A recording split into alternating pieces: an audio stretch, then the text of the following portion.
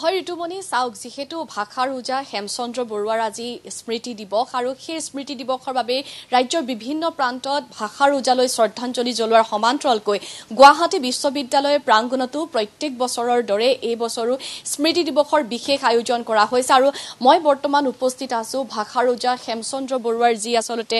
স্মৃতিস্থলী আছে বা তেওঁৰ যি প্ৰতিমূৰ্তি আছে সেই প্ৰতিমূৰ্তিস্থলীত উপস্থিত আছো আৰু দেখিছে যে গুৱাহাটী বিশ্ববিদ্যালয়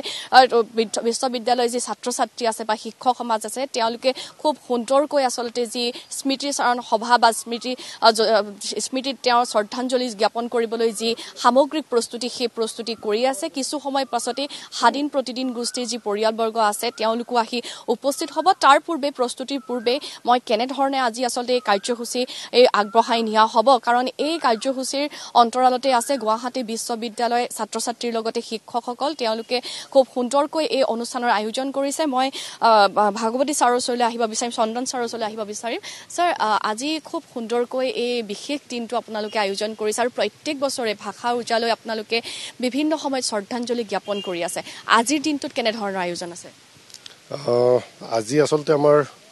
এটা খুব উল্লেখযোগ্য দিন কাৰণ কেৱল মাত্ৰ কেইবছৰমানৰ বয়সতেই তেখেতে অসমীয়া ভাষাৰ কাৰণে যিখিনি কৰি থৈ গ'ল সেই গোটেইখিনি কাম আমি তুলনা কৰিব পাৰোঁ কেৱল মাত্ৰ ভাগীৰথে গংগা বোৱাই অনাৰ নিচিনাকৈ কাৰণ অসমীয়া ভাষাটোৰ এটা সংকটৰ কালত তেখেতে নিজে এটা সঞ্জীৱনী সুধা হিচাপে অসমীয়া ভাষাটোক গোটেই অসমীয়া জাতিটোক এটা প্ৰাণ দি গৈছিল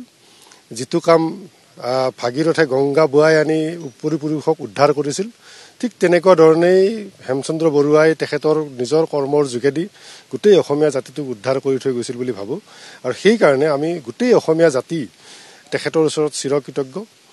আৰু তেখেতৰ আজি দেহাৱসানৰ দিনটোত আমি তেখেতক শ্ৰদ্ধাৰে সুঁৱৰিছোঁ আৰু আজিৰ এই মহান দিনটোত আমি ভাবোঁ যে তেখেতৰ কৰ্মৰাজি তেখেতৰ আদৰ্শ আমাৰ যদি নৱপ্ৰজন্মই জানে আৰু এই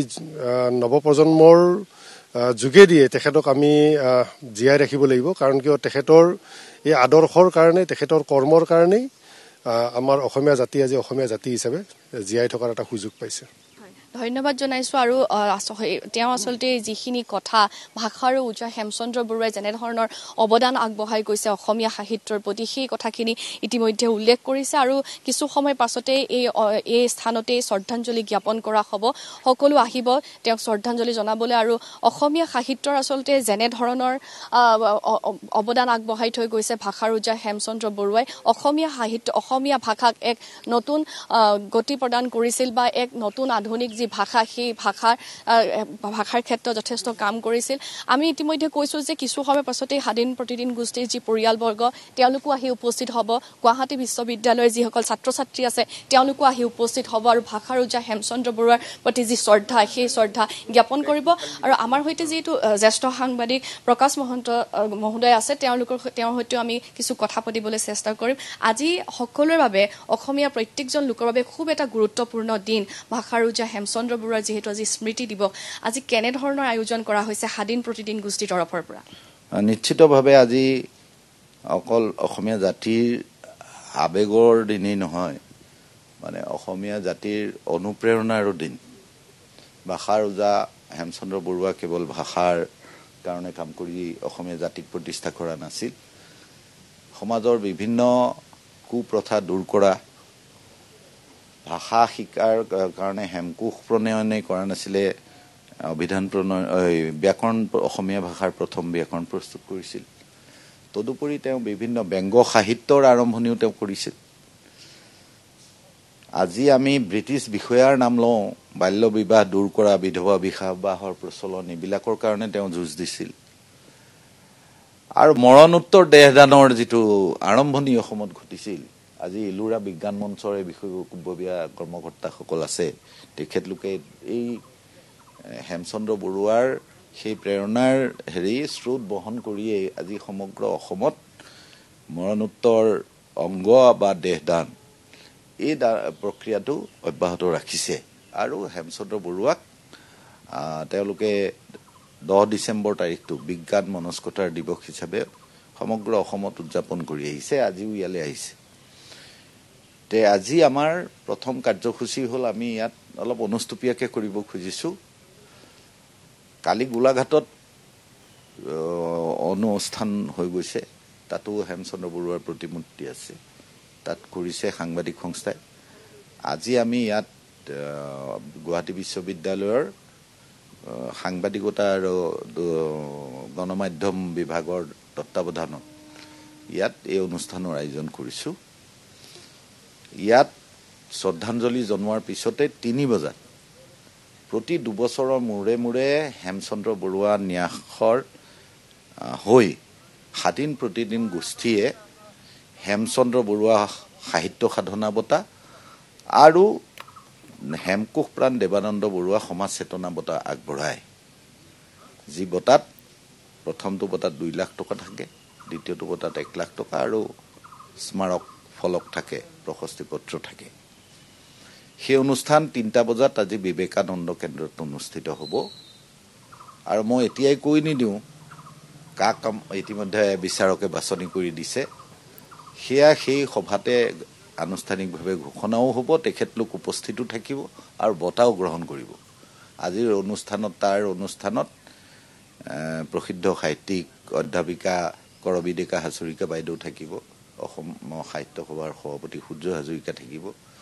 কেইবাগৰাকী উপাচাৰ্য থাকিব, সংবাদ মাধ্যমৰ সম্পাদক থাকিব আৰু সেই অনুষ্ঠানতে আমি এই বঁটা আগবঢ়াম। ইয়াত আমি এই মূৰ্তি বনোৱাৰ লগতে এই উদ্যানখন সজাই পৰাই তোলাৰ উপৰিও ইয়াক যাতে সাহিত্য চৰ্চাৰ এক প্ৰাণকেন্দ্ৰ ৰূপে গঢ়ি তুলিব পাৰি, সেই লক্ষ্য আগত ৰাখি আমি ইয়াত এই জেগাখিনি আমি লৈছিলোঁ। আৰু আহি থকা সময়ত এই জেগাখিনি ভাষা সাহিত্য সংস্কৃতিৰ চৰ্চাৰ এক প্ৰাণকেন্দ্ৰ হৈ উঠিব বুলি আমি আশা কৰিছোঁ। আৰু সেই কামখিনি প্ৰথমে আমি আৰম্ভ কৰি দিলোঁ যদিও এতিয়া গুৱাহাটী বিশ্ববিদ্যালয়ৰ যি বিভাগ আছে, ইয়াৰ পৰিষ্কাৰ পৰিচ্ছন্নতা কৰি ৰখা বা অন্যান্য প্ৰতিপালন কৰা গছপুলিসমূহ এয়া তেওঁলোকে কৰি আছে। ভিচিৰ তত্বাৱধানত সেয়া হৈ আছে আৰু গণমাধ্যম বিভাগৰ তত্বাৱধানত প্ৰতিবাৰ যোৱাবাৰো তেওঁলোকেই আয়োজন কৰিছে, আমি কেৱল সহযোগ কৰিছোঁ। এতিয়াও আমাৰ মাজত ডক্টৰ অৱনী ভাগৱতী ছাৰ আছে, তেখেতো এই অনুষ্ঠানত ভাগ ল'বলৈকে আহিছে। আৰু কেইজনমান আহিব, আমি সকলোকে ইয়ালৈ মাতা নাই, মিটিংখনলৈ মাতিছোঁ।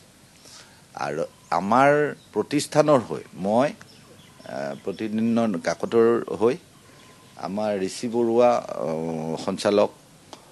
আৰু স্মিতাক্ষী গোস্বামী টাইমৰ প্ৰতিনিধি হিচাপে অলপ পিছতে উপস্থিত হ'বহি আৰু আমি অনুষ্ঠান আৰম্ভ কৰিম। আৰু আজি ইয়াত আমি 6টা বগা চন্দনৰ পুলি ৰোপণ কৰিম। এই উদ্যানখন যাতে মূল্যৱান ঔষধি গুণসম্পন্ন আৰু মানুহৰ কামত অহা হেৰিৰে পৰিপূৰ্ণ হয়, সেইটোৰ প্ৰতিও লক্ষ্য ৰাখিছোঁ। 6টা পুলি ইয়াত ৰোপণ কৰা হ'ব, 2টা পুলি গণমাধ্যম বিভাগৰ চৌহদত ৰোপণ কৰা হ'ব।